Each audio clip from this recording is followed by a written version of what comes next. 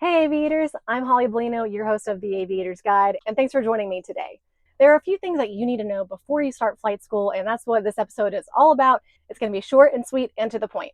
One of the first things that you need to know about flight school is that your check rides and your written exams are all going to be out of pocket.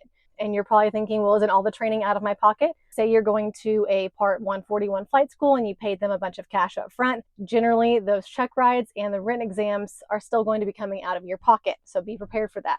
And check rides can cost anywhere from $500 on the very cheap side to around $1,500. So make sure that you set aside some extra cash for those check rides. And you will have check rides for private pilot, instrument, commercial single engine land, commercial multi-engine land, CFI, and CFII if you choose to go that route. And the written exams are also out of your pocket, and so make sure that you are prepared for those written exam costs as well. And those written exams you have to take for each of your ratings as well, except for that add-on for commercial. So you'll have a written exam for private pilot, for instrument, for commercial, for CFII, and 2 for CFI. So just keep that in mind. The second thing that you need to know before you start flight school is that if you plan on working at your flight school where you're going for training, your interview starts the day that you would start attending flight school. So just know that they're going to be looking at how you do as a student, how you treat each other, how you participate in the school. So if you do want to work there as an instructor, make sure that you act the part from day one. Maintain professionalism, maintain inclusivity, and give it 100%. And on that note of giving it 100% and maintaining professionalism, you need to know that aviation is a very small community. So if you upset somebody, it could affect you later on. Just be kind and remember the golden rule. Treat others how you would like to be treated, or maybe even better, treat others how they would like to be treated. If later on down the line, someone helps you out with your aviation career, remember to do the same and pay it forward and help out those behind you that are still learning and trying to build hours. Be part of the community and be helpful. The next two things I'm going to mention I talked about in the flight school supplies episodes. One is please get yourself a good headset. I still really wish that I had a better headset for my training so that I could have heard those comms better, could have built more confidence within me, and it would have just made things a whole lot easier. So make sure that you get yourself a good headset. And the last thing I'm going to remind you of is that most of your books that you're going to need are free via ForeFlight and the FAA website once you get that ForeFlight subscription. Okay, so remember those things and you'll be good to go. At this point during the recording, I had someone come up to check on me, and then we started talking about flight training, which is always fun for me.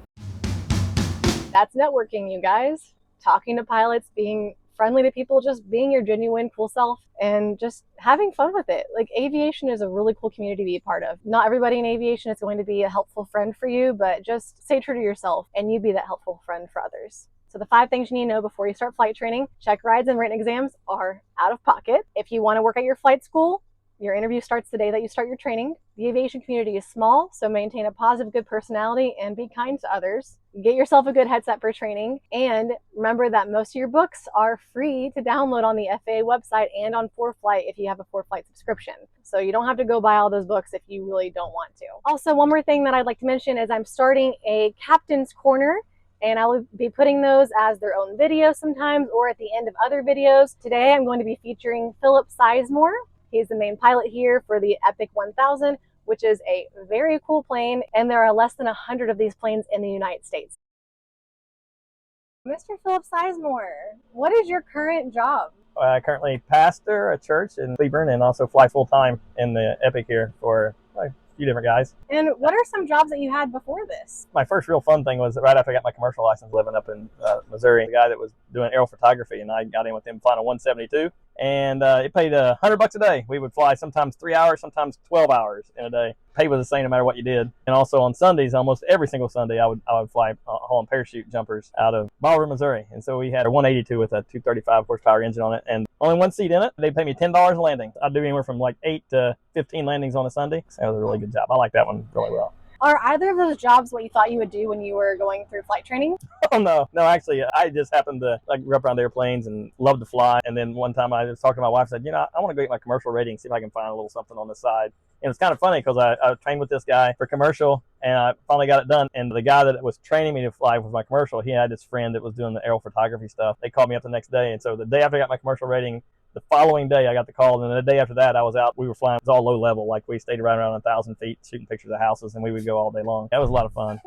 Good times. Do you wish that you did anything differently? I would have liked it to have been different, maybe quicker. I got my license in 91, and then I got my instrument rating in 97, and we had kids coming along and stuff, so that run out all the money. I didn't get to fly for about 10 years, and then after the kids growing up a little bit, I started flying again, and that's when I got the commercial rating. And we moved down here to Texas after that, and got my instructor rating. Less than a year I had all that done, and was instructing and everything pretty quickly. Do you have any words of advice to newer pilots? Yeah, I've learned that if you have an opportunity, go do it, even if it does not the money you want or whatever, because the money will come, I think, if you just be patient and just, if you love to fly, that'll show. And then if you continually fly all you can, every chance you can get, you get better at it. Another piece of advice, just be nice to everybody, because they'll not want you around to fly their airplanes. Probably 50% of being a professional pilot is just being nice to everybody, and not fake, but just like be who you are, and be genuinely kind to them. Because if you're not, they'll pick that up. I mean, they got to hang out with you. It's not just you go fly them somewhere and drop them off. You're around them. Smile as you're getting their luggage out. If they tell you to go get them something to eat, go do it in a happy way. Yeah, little things go a long way. Yep, it does. And so that's what I would advise. Just always be nice to not just your customers, but other pilots and everything, even if they're not nice to you. If your goal is to get to just go fly an airplane, it works out. Well, thanks for tuning in today, guys. Enjoy your weekend, and I'll see you next Friday on the Aviator's Guide. Don't forget to like this video, subscribe to my YouTube channel. It's free. And if you're listening to this podcast, go ahead and follow the podcast and rate and review it as well. That'd be very helpful for me, and I would appreciate it. See you later, Aviators.